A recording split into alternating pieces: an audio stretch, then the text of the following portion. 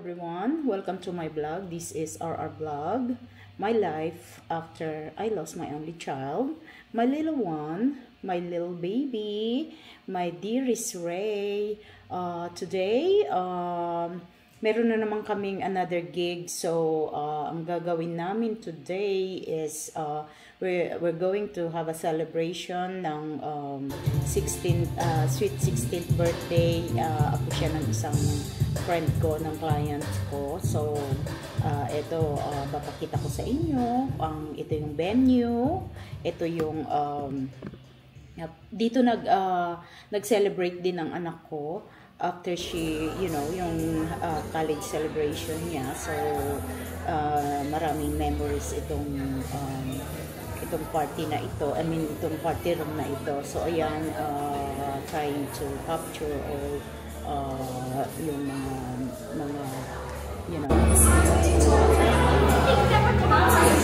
so andyan ito yung mga family, friends, so ito prepare ng pagkain before mag-start ang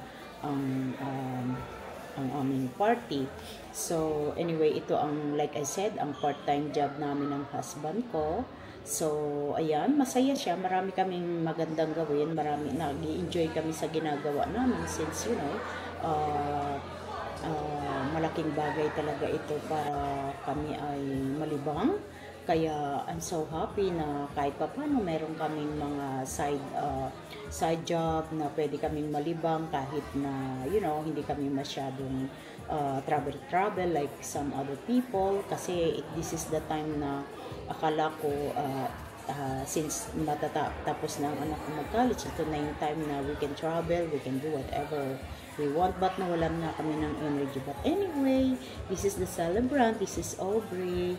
Aubrey is I've known her since she was born. Kasi yung mother, yung grandma niya, which... May I have your attention, please? We're gonna have our prayers first. God, we thank you for this day. We thank you for allowing Aubrey to see 16 years of beautiful life. We thank you for the guidance, for the protection. We pray for her comfort, for her wisdom, for the rest of her journey, God, that she may be happy, she may find peace, that she may surround herself with people along her journey, God, that give her sense of worth, that allow her to always focus on you. We thank you for blessing Olivia with her child. We thank you for blessing her grandparents, her mom and dad. We thank you for everyone being here today safely, God. And we ask that you bless the food that the hands have prepared it. In Jesus' name, amen.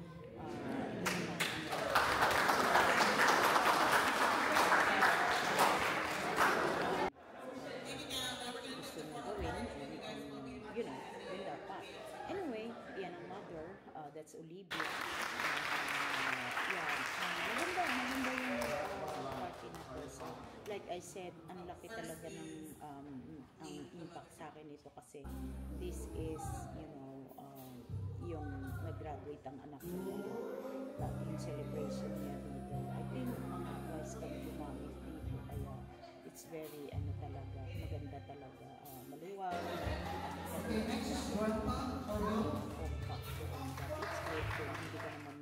Godmother Sally. Anyway, this is the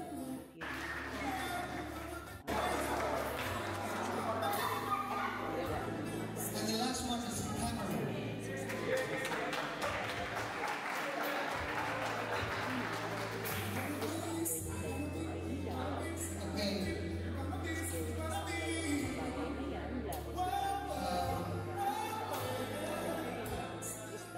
napakahilig natin sa party. So this is the mother, which is Olivia. I've known her since she was before she got pregnant. So siguro 16 siya nung nagka-baby siya, meaning mga 15 lang yata yan o 14 nung nakita ko siya.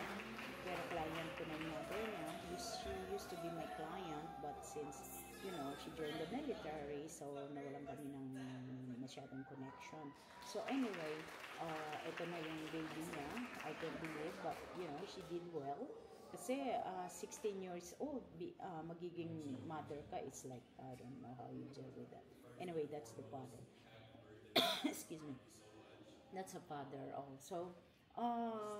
yan ang mga moment na it's really hard, especially sa amin na pinapanood namin yung ganyang feeling, para bang yung excitement ba nagto-turn into a nightmare kasi you will remember being a parent, na ito yung mga time na you will always remember, yung mga bagay na it's yung mga magandang moment. This is a very good memories, but for us now, since this thing happened to us, lahat ng mga magagandang memories is really hard for us to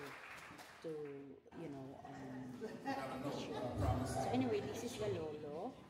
Yan yung kanyang grandpa, which is yan din ang akala niya, ang parang tatay niya talaga, because she grew up with the grandma and the grandpa. So it's very emotional itong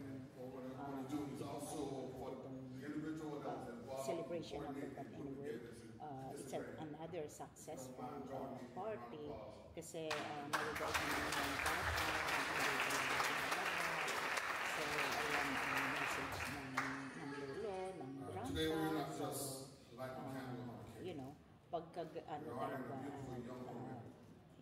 ang hirap, parang yung emotion mo is, ang hirap mong i-describe yung feeling mo because, dahil, like I said, yung excitement and everything, parang pag hindi ka ready, hindi mo masabi yung talagang gusto mong sabihin. But anyway, we survived dahil,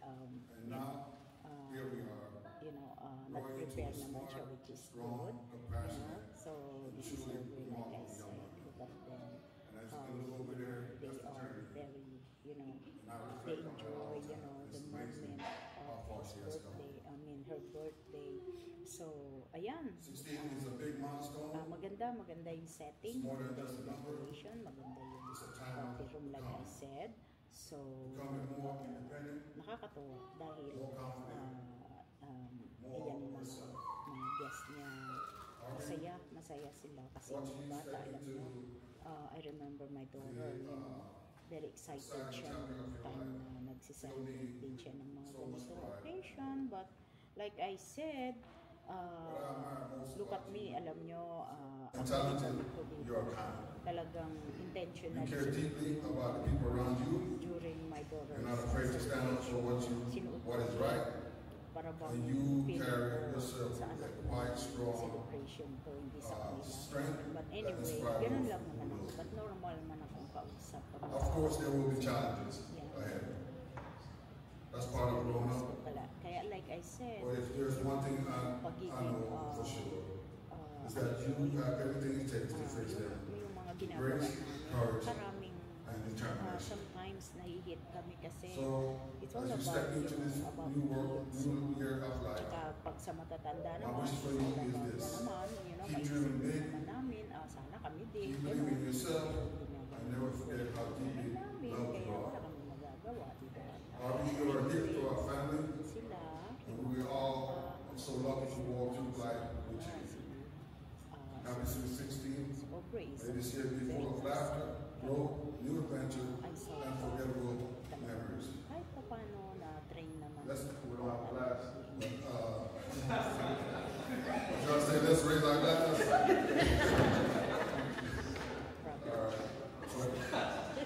So with that being said, happy birthday, sweetheart. We love you so much.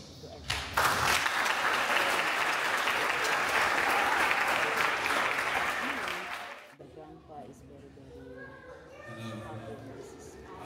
just want to say, happy Sweet 16.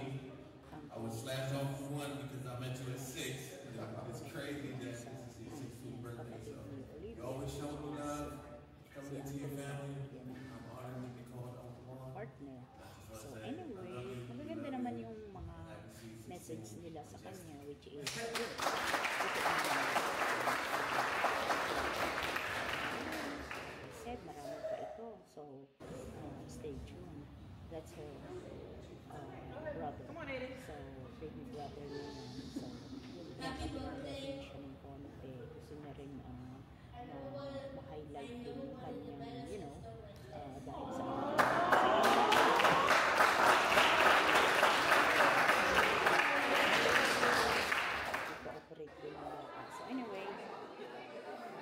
Ito, magbublow tayo ng candle. Look at them. Oh, yun ang mga bata. Nag-enjoy talaga si mga bata.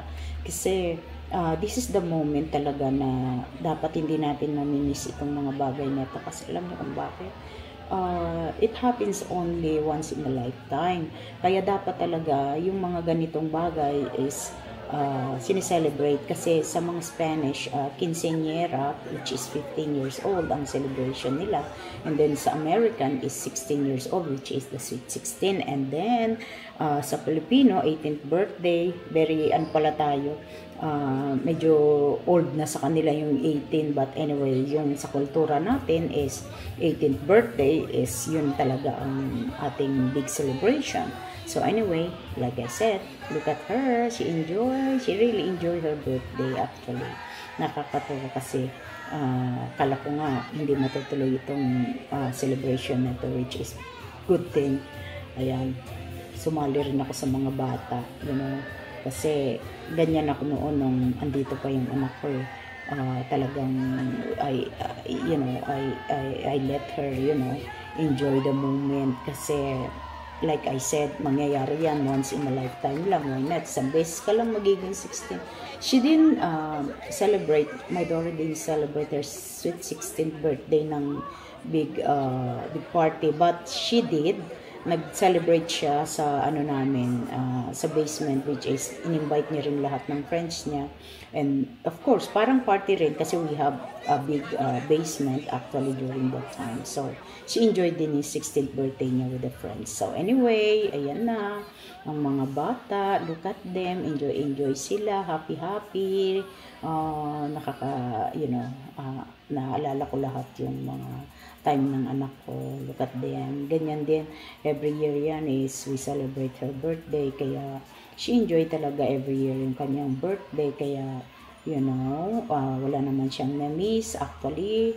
So, like I said, talagang it was, you know, very, very happy talaga ang mga bata pagka ganito ang ibinibigay mong chance sa kanila to enjoy, you know, their life. So anyway, hanggang dito na lang muna. Ito yung, like I said, yan, sayaw-sayaw sila. Hindi kami maka-join kasi mga bata yan. So, pinahayaan namin silang mag-enjoy para time naman nila. This is their, you know, their big day. So, para sa kanila yan, ang sa mga bata to enjoy. Kasi syempre, pag yung mga oldies na katulad namin, syempre, very awkward naman kung andyan din kami. But anyway, pwede rin naman kasi I trained my daughter before na nagjo-join lahat ng friend niya to the old people like us. So, very normal sa kanila yan noon. But anyway, like I said, very successful itong party na ito. I'm so proud of the parent and the grandparent and, you know, all the family and friends. Talagang, it's a big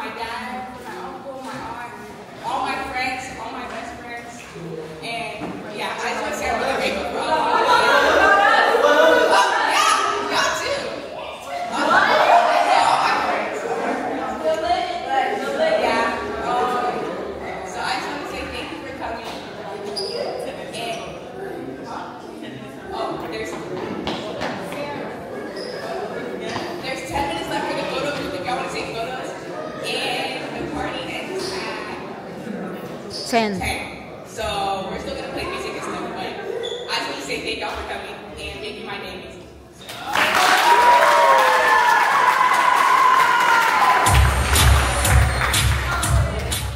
Okay, so till next again, comment below if you have any question regarding this. At saka syempre, yung mga gustong magpa-DJ, just contact me anytime and comment below para PM me para, you know, mapag-usapan natin kung anong paano kami nagraran ng ganitong business. Anyway, so till next again, and sana lahat ay nasa mabuting kalagayan. Please don't forget to subscribe, like, and share, please, and hit the notification so you're always updated to my videos. Thank you everyone, and God bless us all. Take care. Bye. We love you. Take care everyone.